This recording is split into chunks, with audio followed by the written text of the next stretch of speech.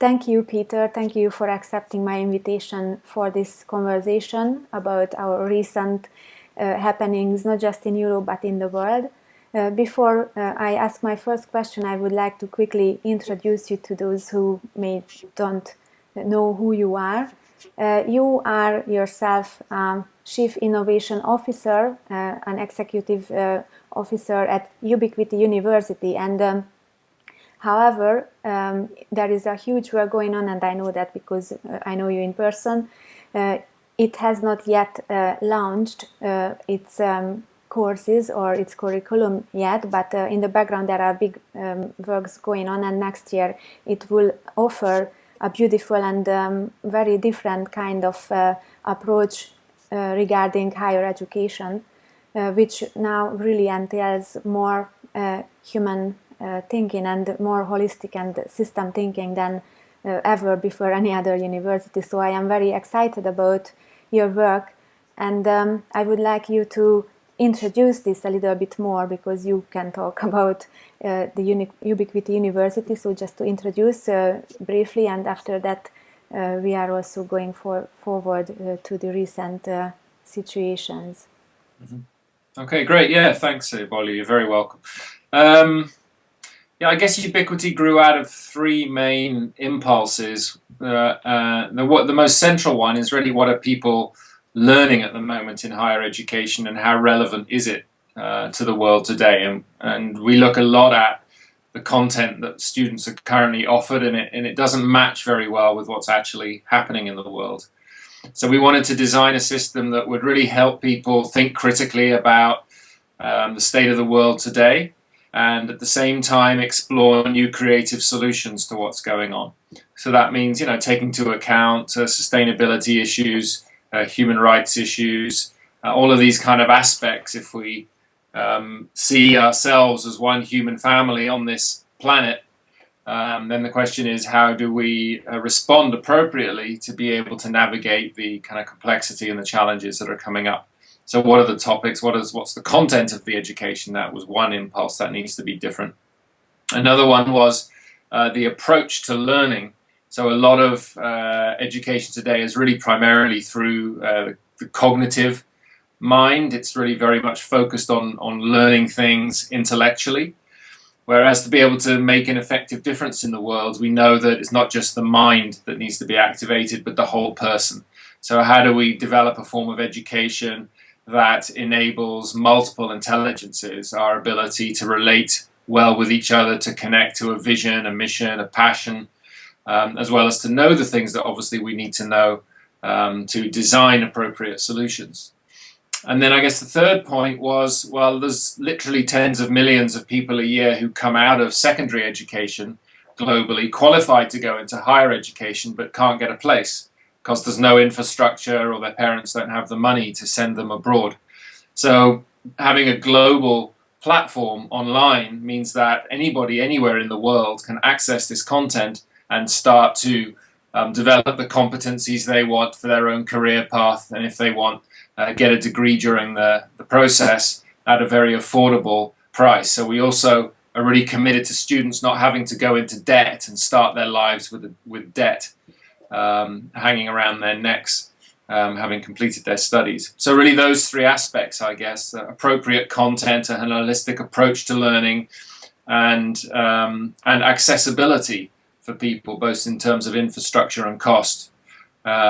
Yeah, so those were the main impulses, and I'd say the core design that we came up with was academic study. So obviously there's things we need to study and learn. Self-mastery, which is working on yourself, and actual real projects in the world where you're trying to make a positive difference. So students are always doing all three, and they get their credits for all three of those activities. Thank you for introducing Ubiquity University and the philosophy behind it, and you have been raising so many very important thoughts and questions, which of course shows us that we arrived to a very important phase in our human history, and that however we arrived here with many different systems changing after each other, yet right now it is again a critical time when new models, new perspectives and new approaches are coming into our lives, and they are answering those issues which are now making our human life a little bit more difficult. And this also shows me that we have been facing serious challenges, not just only because we now are facing physically a very difficult challenge, which is the refugee crisis in Europe,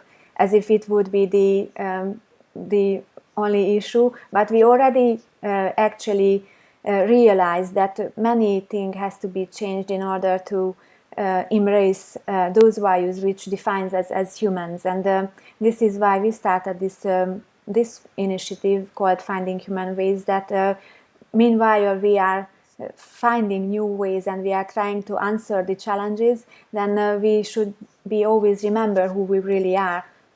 And what you shared with me now, also focusing on the human values, and you also said that looking at the whole world as one human family, it's so important, especially nowadays. And now I am turning to my focus, which is the refugee crisis. And as you said that we are one family, and this is also one kind of message in Ubiquity University, I see the huge need from hundreds of thousands of people who arrive to Europe, that they, after they learn German language, but they will also need to be integrated in a very different culture and different society. So how do you see yourself? Is it possible also to think together with people coming from very different culture, and how do you see that can help or support a new society in Europe? Well, I mean, the advantage of diversity, people with different perspectives, is that it can enrich the work that you're doing, because it can provide information that you might not have otherwise got from, let's say, your own cultural perspective. So when you've got people coming from different places with different ways of seeing the world, if it's not managed well, it can create conflict and tension. But if it is managed well, then it can be 1 and 1 equals 3. So I think the challenge is how you actually work to connect people coming from different perspectives in such a way that they can come up with solutions that none of them would have been able to come up with on their own. And that's the possibility of diversity, which of course is a great opportunity right now, because the challenges we're facing are highly complex and they require many different perspectives and many different ways of thinking to be able to come up with solutions that are adequate to them. So I think we see, often initially a fear-based response to diversity and difference, which is understandable. People sometimes feel threatened in their own identities. They're worried about things. Stories get put out in the media and things. But we need to help people, I think, relax, understand, get to see these people as people, with other perspectives, not as like one group who are a mass threat, let's say, to their own country and identity, put it into perspective, and then help them get to know them as people and see the opportunities that diverse perspectives bring to bring in ideas that maybe we couldn't have thought of ourselves. So actually it's a great opportunity for innovation when you have diverse perspectives. Mm.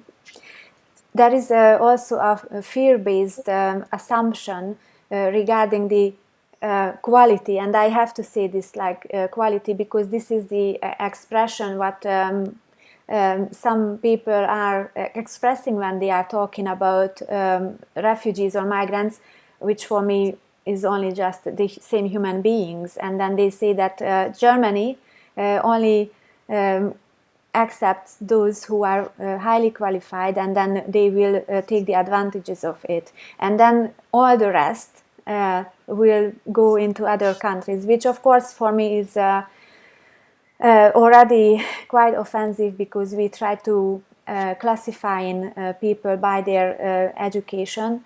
And in the same time, for the contrast of this, here you are, and Ubiquity University, and all those initiatives and new educational platforms, whom are in fact providing a very different approach for education, because education itself cannot now serve the real need of the future, and the future generation, and our complete future. So what I see is now that it's not always a problem that someone hasn't got a higher education nowadays, because we cannot even claim that we know what will be the job trend in 10 years.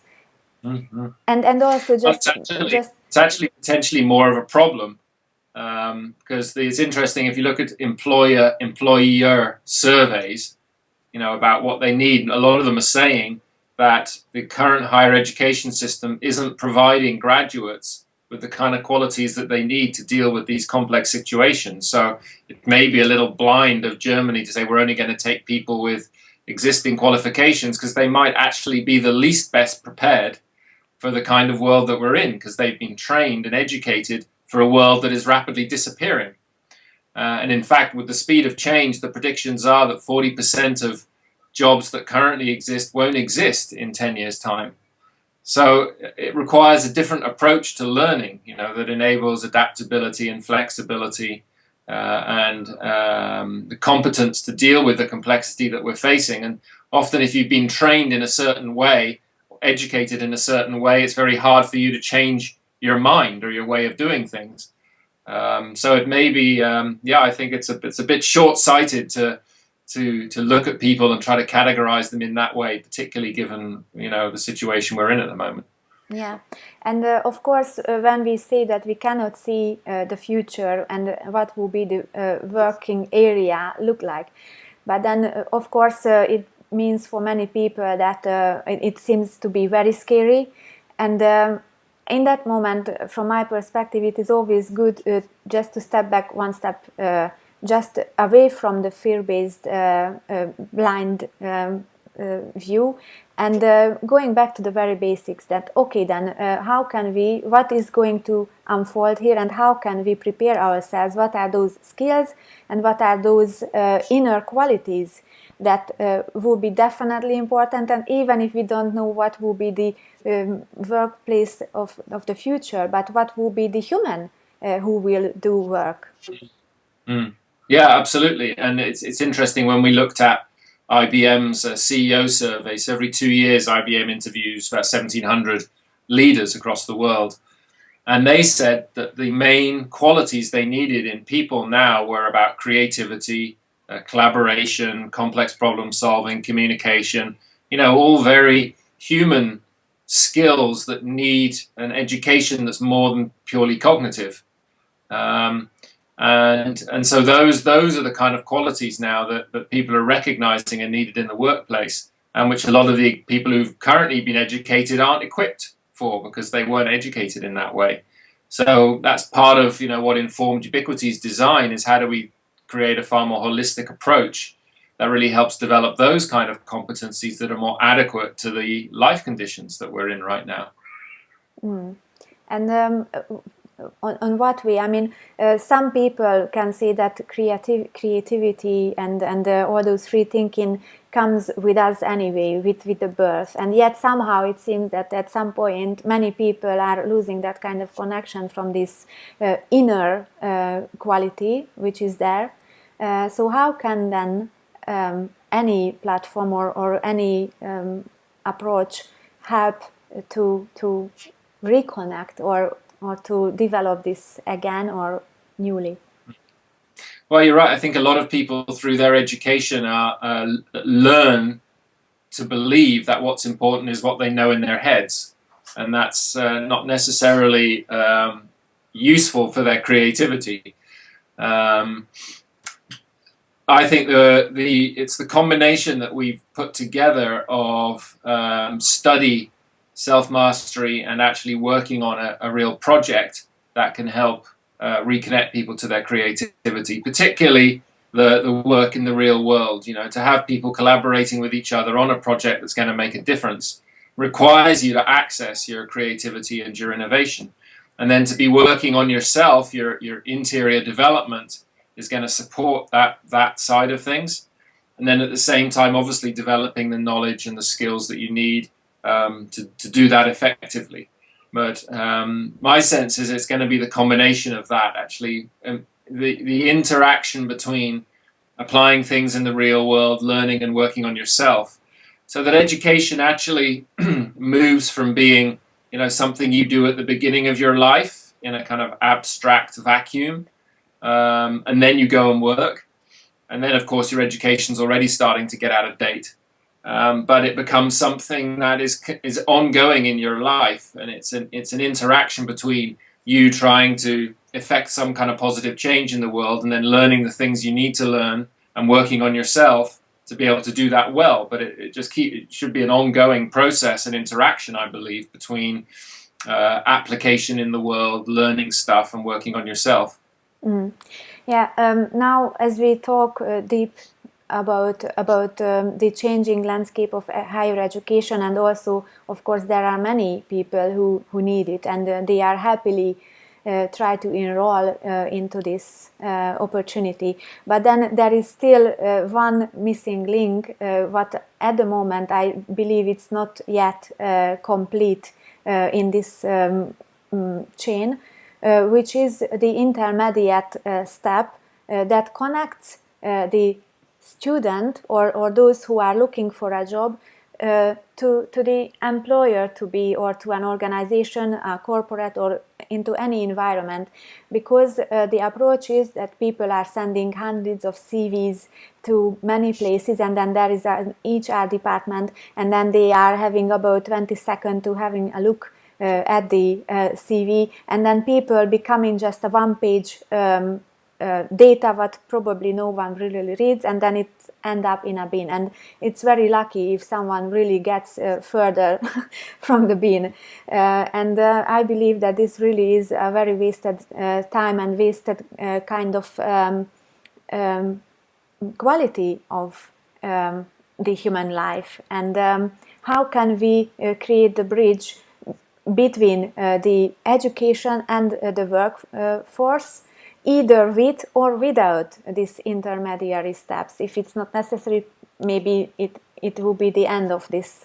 Well, I mean, our hope is that Ubiquity will develop a reputation for students coming out who have those kind of creative, collaborative skills, and will be a lot sought after by employers. So we can imagine part of our platform being a space for people to explore different career pathways, and that employers are actually going to be looking for the kind of students coming out of Ubiquity. That I see that as being a real possibility, where you actually create a context that employers are going to be coming to you rather than you having to go to employers, through the reputation that you build up and the alumni, of course, who come out of, say, the university. We can call this a natural selection, like that if any organization is aware of the quality of the work at any educational platform, then they will go there to collaborate anyway, and then there is no need for sending hundreds of CVs to places where nobody will read them.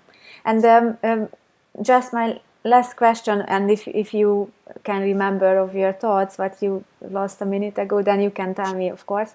But my last question is, we already started talking about the possibility to enrolling refugees as well into this opportunity in Ubiquity University, and I think that really is in a perfect synergy. Your philosophy, having a very diverse platform with students coming from different cultural environments, and now here they are. Many times they cannot be there in person because they are placed to remote areas as well, but the online platform can provide really an option for anybody. So Yeah. how do you say, is there any way to enroll also people who are right now not living in a stable condition, but willing to contribute to Europe or to the whole world? Yeah, absolutely, absolutely. I mean, that's the advantage of being a digital first university. You know, that people, if they've got a mobile phone, smartphone, they can access the internet, and then they've got access to education. I think one of the first steps that could be important for the refugee community is what we call prior learning assessment. So a lot of these people will have come from contexts where maybe they've already studied, or maybe they've already had a lot of life and work experience that can be assessed for, credits, academic credits. So to be able to honor whatever learning experiences they've already had, I think is an important first step, because it's, kind of ridiculous to say you've got to start all over again, even though you may have studied this already or you may have been working in this sector already. So first thing is, like, how do we help honor and respect people's learning that they've already achieved, be it through a formal academic process or be it through more non-formal learning or life experience. So that would be one of the first steps, prior learning assessment. And then, of course, there's possibilities for them to, in what we call missions, which are their hands-on change projects, for them to actually be working on real projects with each other, and then supported by the different materials and processes and faculty that we have to help them do that effectively. We have particular interest in helping people develop resilient and sustainable communities. So I heard about that, the mayor, for example, in Italy, who said, come to our village because it's emptying. Well, that's great, but how do you develop that community in such a way that it's fit for the future? So that kind of content, which is very applied, but at the same time gives people a kind of philosophical or a societal context to their work, is important as well. It's really that connection between liberal arts that helps you to develop yourself as a person and roots your learning in the context of the world, combined with, let's say, vocational skills that are really going to be useful on the ground. So I think that's the opportunity, both individually, but in particular when the group's working together, who could, of course, then be studying with people from, maybe from their own community originally, who are now scattered in different places, but who could be working together and, pooling their knowledge and starting to help support each other in their learning journey as well. Thank you, Peter, for explaining me in a deeper context about your work and about the future of Ubiquity University. And I am very excited for the next year to see how it will reach the people. And I hope that really we can work also partly on this together in a way that shapes the future of this world in a more human way. So thank you for being here with us, and keep in touch. Yeah, thank you very much for the invitation. It's been a pleasure.